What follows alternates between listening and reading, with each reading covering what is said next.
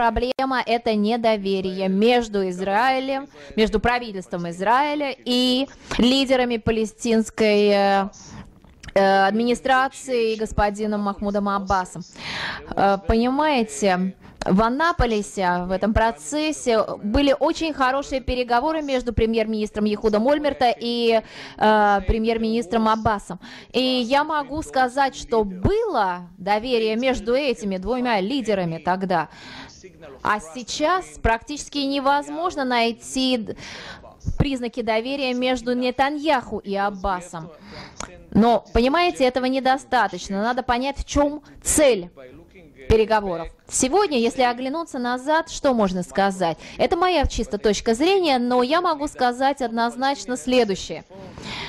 Для палестинцев переговоры нужны были для того, чтобы застолбить свои слова, а не для того, чтобы организовать независимое палестинское государство. И мы старались переговоры организовать так, чтобы можно было договоренности применить на практике.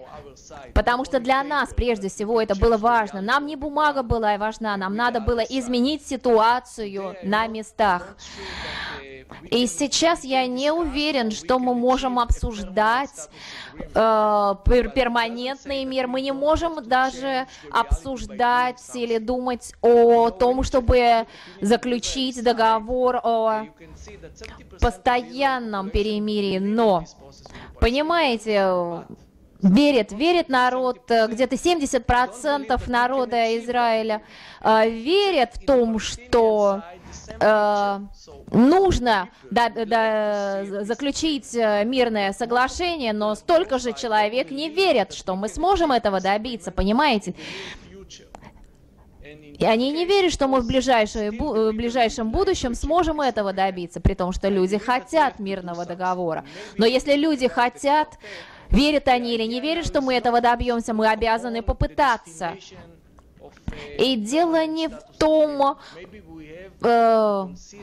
как назвать этот договор. Давайте рассмотрим другие элементы. Пусть это будет договоренность, пусть это будет договор на переходный период. Главное — улучшить ситуацию на местах. Сегодня я не вижу зрелости ни со стороны Палестины, ни даже, возможно, в Израиле. Текущая ситуация для того, чтобы принять такие сложные решения. Еще один важный аспект, который важный, поэтому я хочу его отдельно затронуть. Вы знаете, если говорить об Аббасе, 67 прав, на которых они настаивают, но они при этом настаивают на праве возвращения беженцев. И Израиль считается ответственным за это. Подождите, тут вопрос не из 67 прав, это вопрос 48. И если проверить, какие документы палестинцы положили на стол ООН, когда они попросили международного признания своего права организации независимого палестинского государства, они представили в ООН только два документа на самом деле. Один из них — это резолюция Генассамблеи ООН 181 ноября 1947 года. Второй документ — это декларация независимости Алжира 1988 года.